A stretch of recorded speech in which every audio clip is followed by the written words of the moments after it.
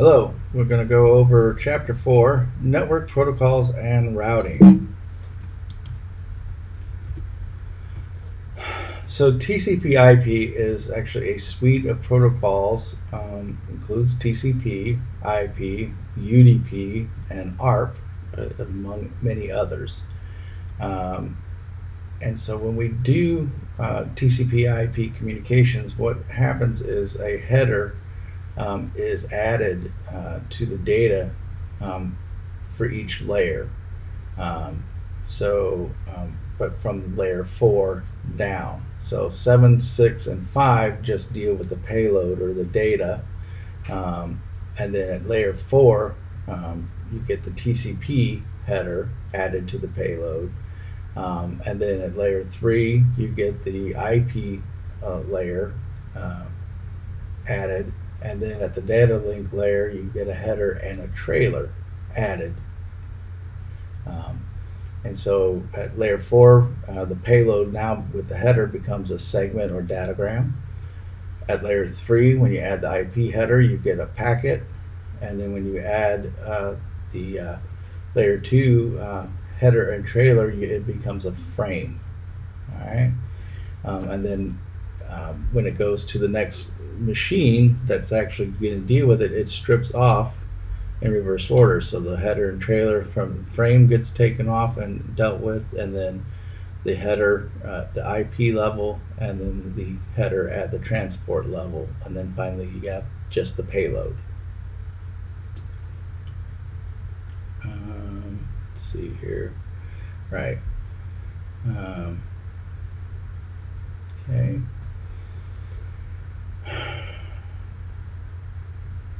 So the receiving host then encapsulates, right? So when it goes down the stack, when you're sending, it encapsulates, and then when it's receiving, it de-encapsulates or strips off the headers, and then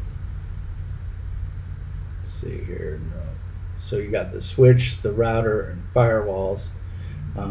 Deal with different layers. So switch is at layer 2, router is at layer 3, and then firewalls can be at layer 3 and up.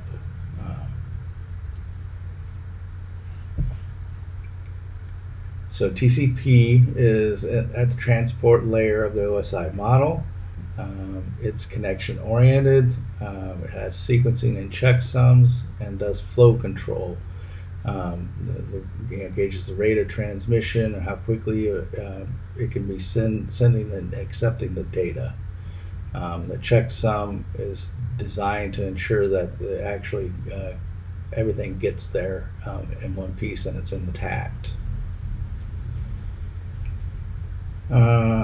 Fields in the TCP segment, right? So you have the source port, destination port, a sequence number, so this packet,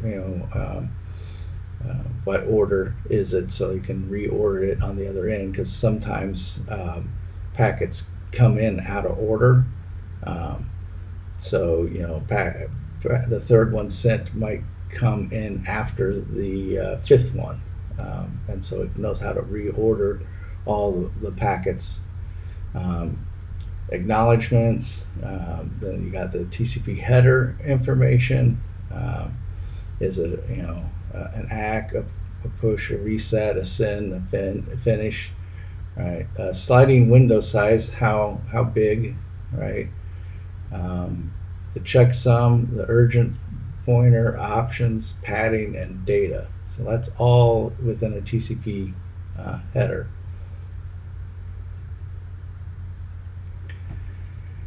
And TCP uses a three-way handshake. Its request for a connection is called a SYN.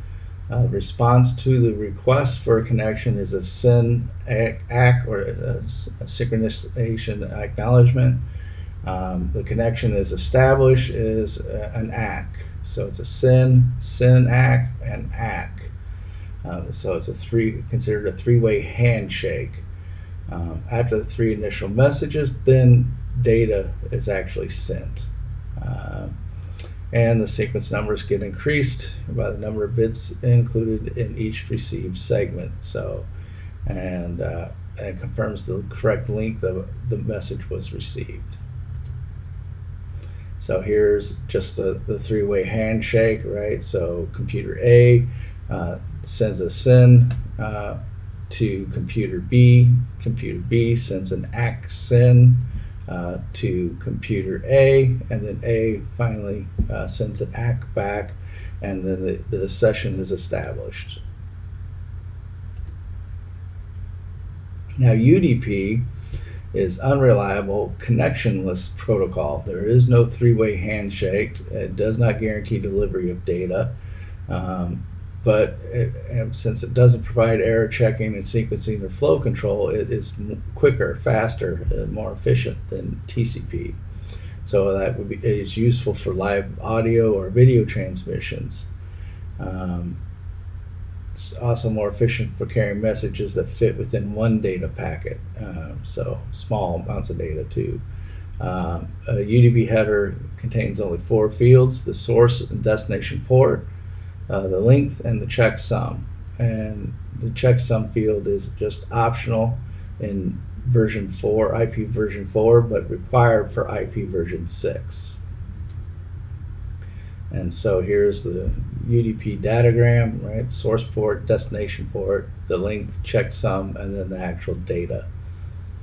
So it's very quick, small, and efficient.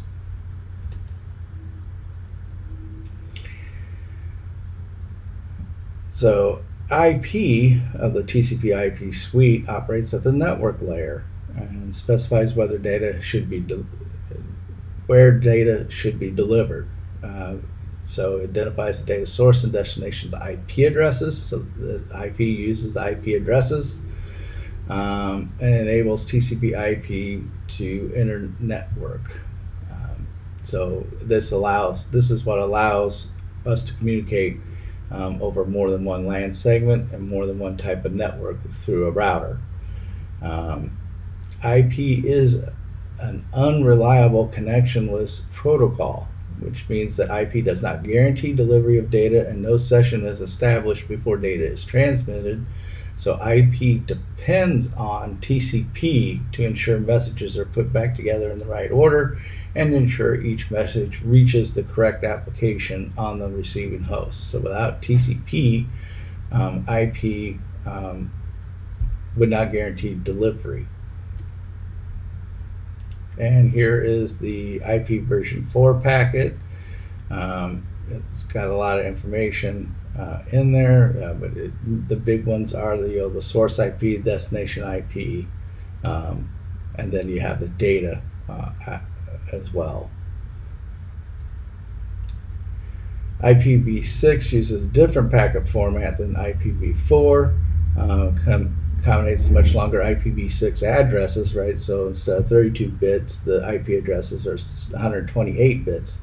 So it wouldn't fit in the source IP destination because this whole packet is set to 32 bits for each entry. So we need to adjust this to fit the size of the IPv6. And there's no fragment offset field. The IPv6 host just adjusts the packet size to fit the requirements of the network before sending the message. And then so here it's still using 32 bits fields, but you'll see that you have 4 entries for each the source and destination IP address, so you get the full 128 bits.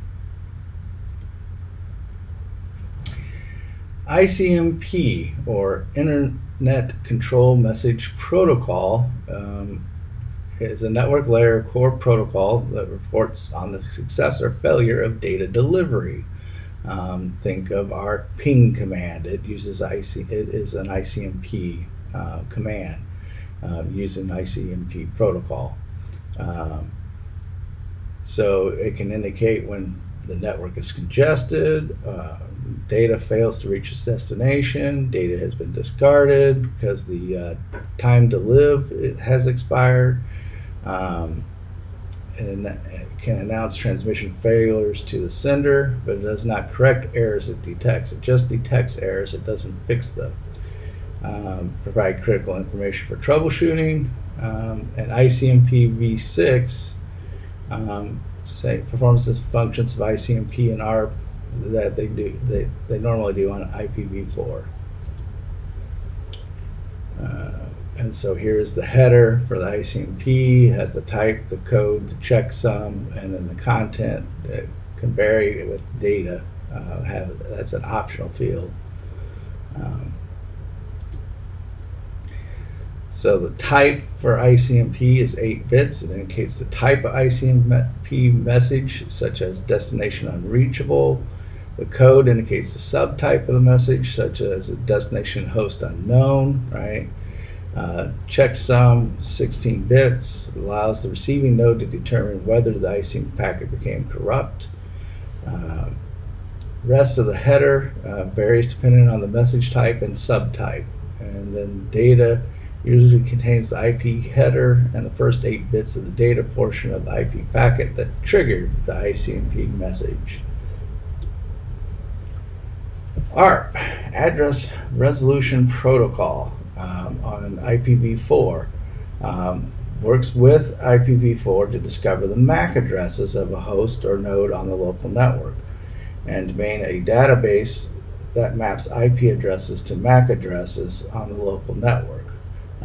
This is why a switch contains an ARP table. It's a lookup or mapping of IP addresses to MAC addresses, and it uses the ARP command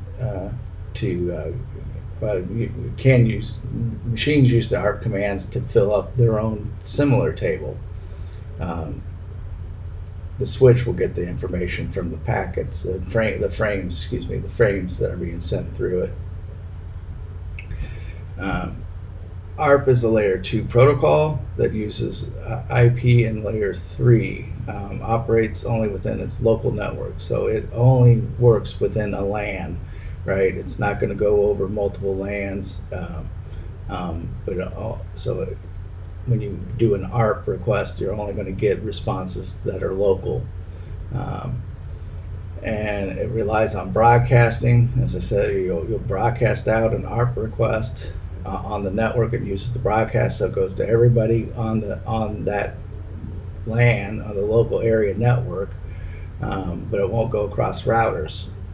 So anybody on the same switch, same network, it'll broadcast out, and then you'll get the information back and get the MAC addresses. You're trying to find out who's got what MAC address to what IP.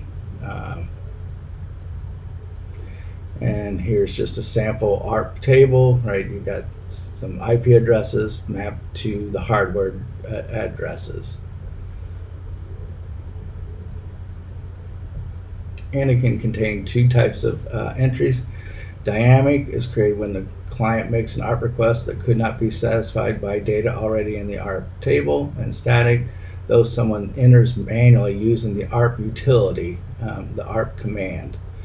So most of the time, most of your ARP table entries should be dynamic. Those are created when it's trying to find out who has an IP address. And statics, rarely you would enter in a static, but you can, but you'd have to use the ARP utility. To view Windows Workstation's ARP table, you'd enter ARP-A. And so if we do that, let's see here. Yep. Go to command prompt, ARP-A, right? So here's my ARP table. I've got quite a few addresses here with my MAC address, which are dynamic.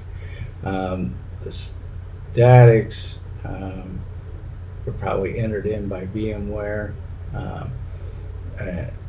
because I did not actually enter them in.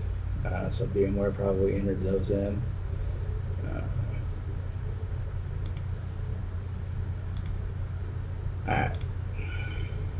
And so actually, and my list looks very similar to their list.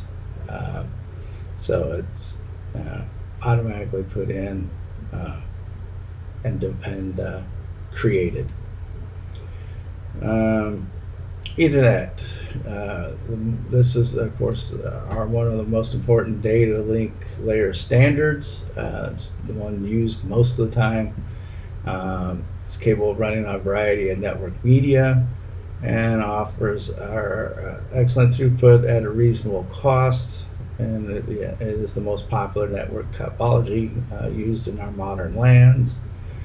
Ethernet 2 is the current standard, and it adds both the header and trailer to the payload, which then creates a frame around the payload.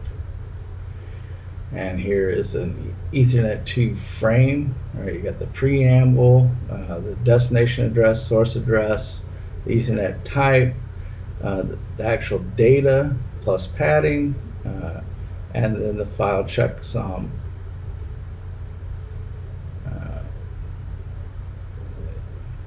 So the header and the file checksum make up the 18-byte frame around the data, and the data portion may contain from 46 to 1500 bytes.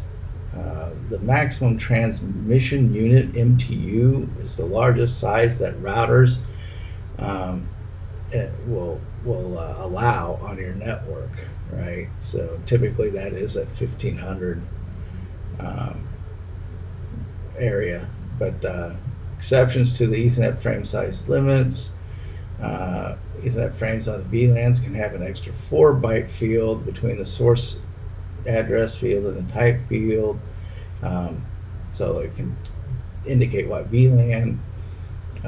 Some special purpose networks use proprietary versions of Ethernet that allows for a jumbo frame, and then the MTU can be as high as 9,198 bytes. That it depends on the type of Ethernet architecture used, but also you'll probably have some problems if you need it to go across routers. You're going to have to make sure that your router is capable of routing that. But router joins 2 or more networks and passes the packets from one network to another. So it can connect dissimilar networks such as wireless and wired networks. It interprets layer 3 and often layer 4 addressing, and it determines the best path for the data to flow from point A to point B. And then also it can reroute traffic if the first choice is down, but another path is still available. All right, here's some examples of some of the equipment.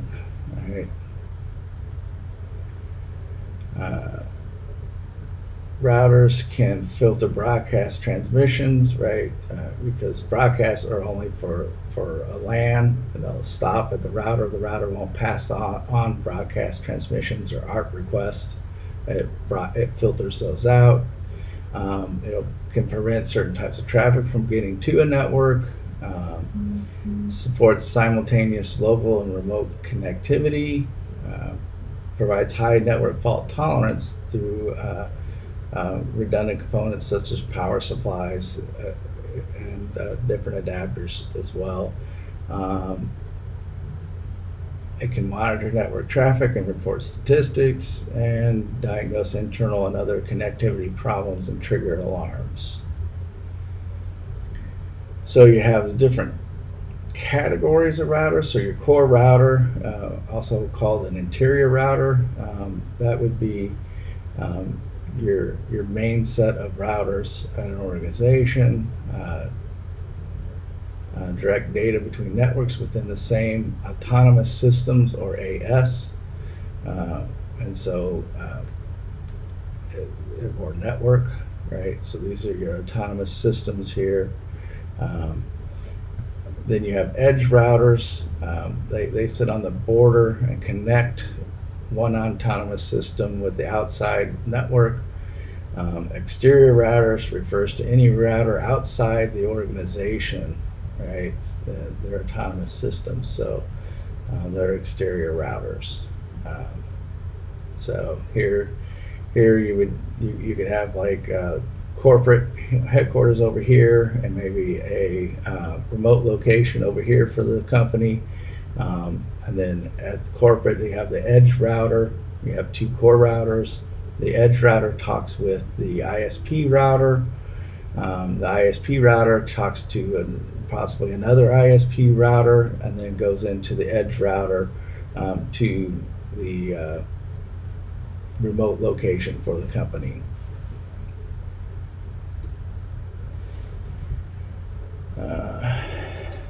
Now, we do have some layer 3 switches that are capable of interpreting layer 3 data, and they just pretty much work just like a router, but they can be a little faster and less expensive because they don't do everything that a router can do. Layer 4 switch is also capable of interpreting layer 4 data, also known as content or application switches.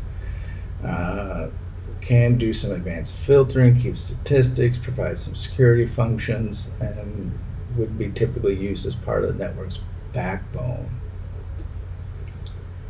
Routing tables is just a database that maintains information about where hosts are located and the most efficient way to get to them, which routers, what routes do I use to get to certain destinations. Routing tables contain IP addresses and network masks that identify the networks that a host or other router belong to.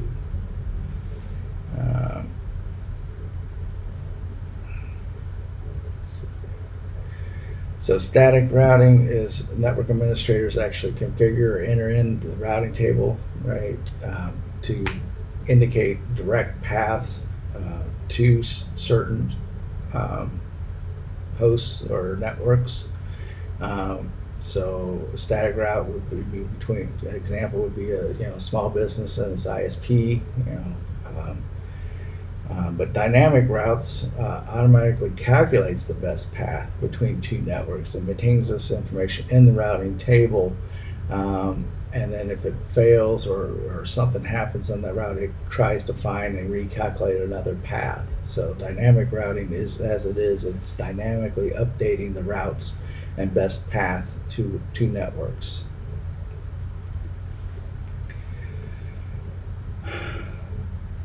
Right, so the route command allows you to view the host routing table. Right, so you do route on Linux, route print on Windows, and show IP route on Cisco. So I'm on Windows here, so I'll go here, and I go route print, and I get all kinds of routes listed here, mostly in IPv6 format. So my machine is using IPv6 pretty extensively. I do not see a IPv4 route on here. Oh, there we go. So that was the 6 table. Here's the IPv4 table. So 0000 destination is anything that is not listed here. Use this, which is my gateway, my wireless router gateway, and this is my interface where it's coming in at. But so these are just the various routes, and so then we even have some loop back routes, which really doesn't mean much.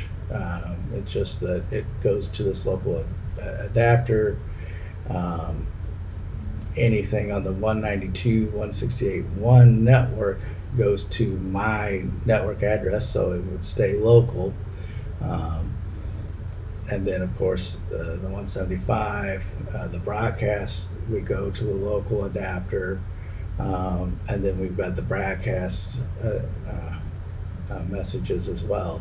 So basically, if it's on the 192.168.1 network, it goes out my network card to the local, and then if it's anything else, it sends it to the gateway for the gateway to handle, which is as it should.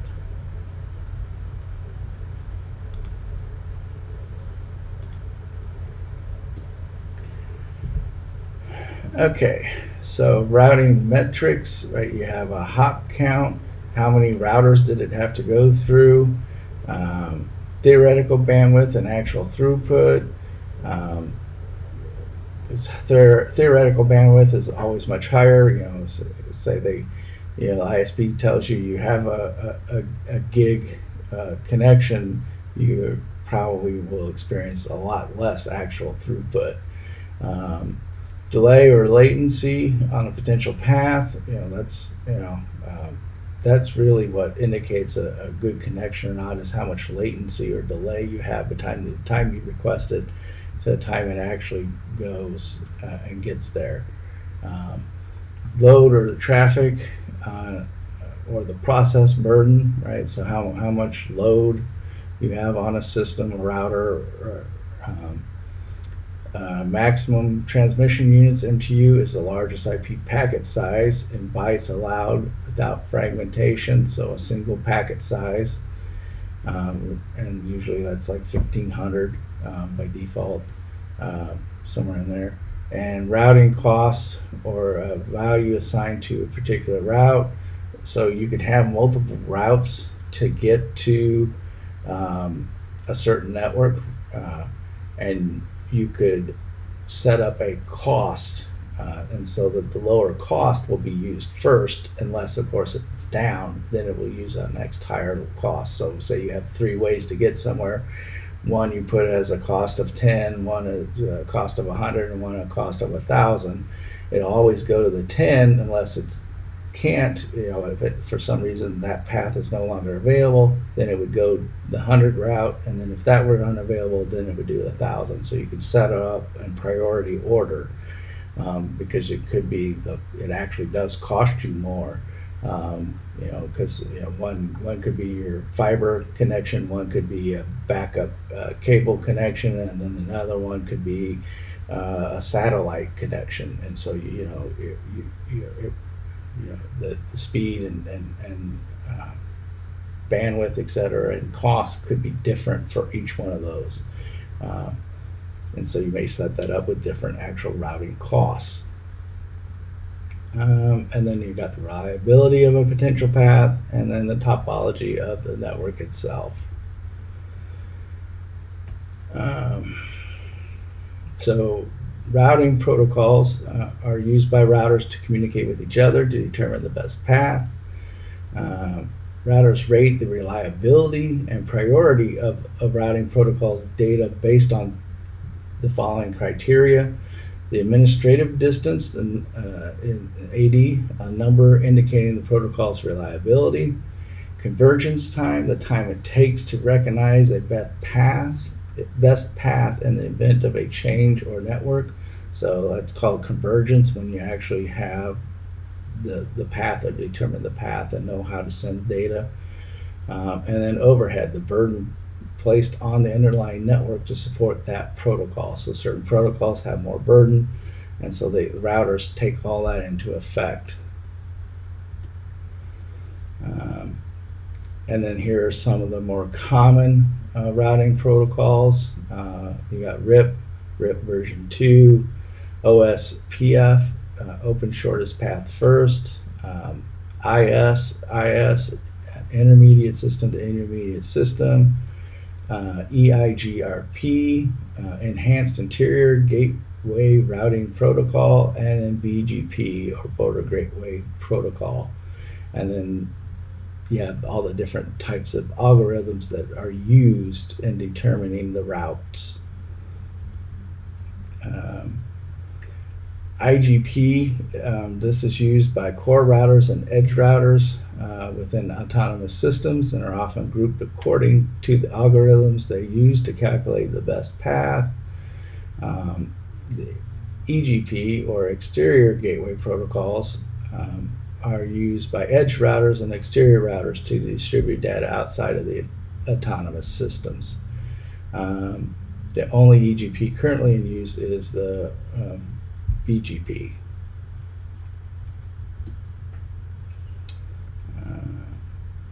So here it's showing that internally here, you could use our RIP version 2, OSPF, ISIS, or EIGRP.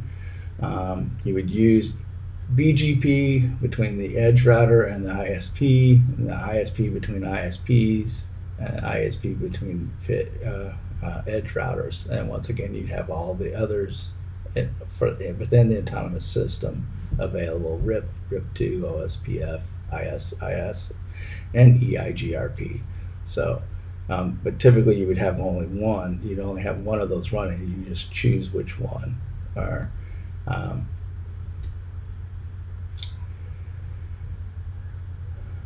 right, open shortest path first. Induce an improvement to RIP, supports large networks, uses more complex algorithm for determining best paths, maintains a database of routers links, has low overhead, fast convergence, stability, uses algorithms that prevent routing loops, which is important, and then is supported by multiple vendor routers, so not just Cisco routers.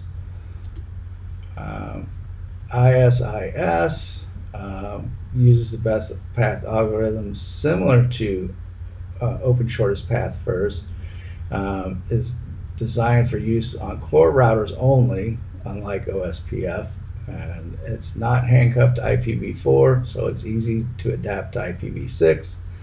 And service providers generally prefer ISIS because it's more scalable than OSPF. All right, Enhanced Interior Gateway Routing Protocol is an advanced instance vector protocol. Combines some of the features of a link state protocol. It's often referred to as a hybrid protocol. Has fast convergence times and low network overhead. It's easier to configure and has less CPU usage than OSPF, and supports multiple protocols and limits unnecessary network traffic between routers. However, it is proprietary and only usable by Cisco routers. And then our Border Gateway Protocol, or BGP, is currently the only EGP router protocol and is known as the protocol of the internet. It can span multiple autonomous systems. It's a path vector routing protocol that communicates that travels between routers, determines our best path based on many different factors, and can be configured to follow policies that might avoid a certain router or instruct a group of routers to prefer a particular route over another. But it is the most complex of the routing protocols. And so TCP/IP comes with a set of utilities that can help track down most TCP/IP related problems, and so we're going to get used to knowing some of them. Right, so NetStat displays the TCP/IP statistics and details about TCP/IP components, connections, and hosts, the port on which the service is running, which network connections are currently established for a client, how many messages have been handled by the network interface since it's when active, how many data errors. So NetStat, right? Active connections, and it builds the list. And so you've got the IP address, the port, its actual address, the state. I'm going to close this. But if we do a question mark, we've got all kinds of flags. So netstat-a, right, gives us all our addresses and ports that are currently listening or connected. I'm going to close that. And here's, once again, some of the flags that you can use with NetStat and get various statistics and information about your current connections. Traceroute, or TraceRT or Traceroute, is a Windows utility that uses ICMP echo requests to trace the path from one network to another. So if I do a trace route www.google.com, it will trace the route, and well, okay.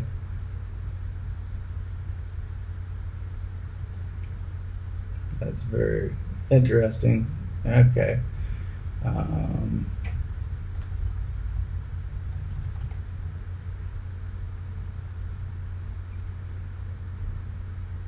Looks like my host, my ISP, may not allow for traceroute to go through, which is not surprising. But basically it counts the hops. So how many hops does it go, and it shows you how much time it took to go each hop, and each router is a hop.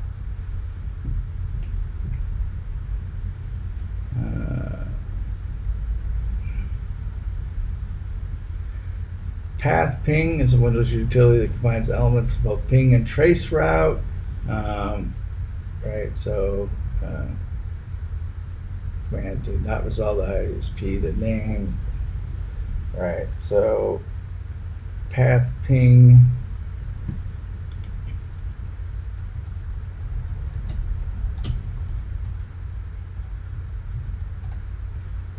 Right, so once again, my ISP is looking like it's blocking these commands. TCP dump is a free command line utility package sniffer that runs on Linux and other Unix OSs. Can capture traffic, and you have to use the command sudo TCP dump. But it's a good command, and you've got different switches and flags available for that. And then we have a list of other, well, I guess some of these, right? So ARP and DIG is a DNS query service on Linux. ipconfig, ifconfig. We learned those in chapter 3. IMAP is a utility that detects, identifies, and monitors devices on a network. Let's see here. That's pretty much those. Duplicate MAC addresses. 2 devices on the same network with the same MAC address is a problem, but MAC addresses can be impersonated, so it's called spoofing, and it's a security risk. And what happens most often when managing multiple virtual devices on a large network. And then most switches will detect the problem and produce helpful error messages to help you track down which virtual devices are using the same MAC address, so that you can update the device configuration and change it, because it would cause errors and issues. You would have sporadic different problems on your network, because they would, especially if they were located on different ports on the switch, it would cause a lot of failed communications. And then hardware failures, right? So traceroute is a good way to determine if there's a router that's failed. And you can also use ping for testing the network connectivity. If you can ping across a network, it'll let you know if you can get to the destination or not, or if there's something in between that's failed. Yeah, so discovering network devices are a process used by routers to learn about all the devices on their network.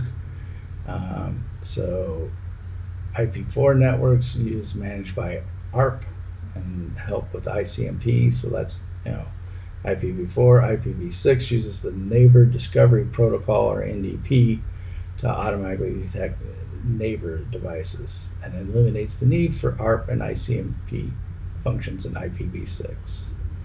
Which ICMP is not really encouraged anymore. And so that is our chapter 4.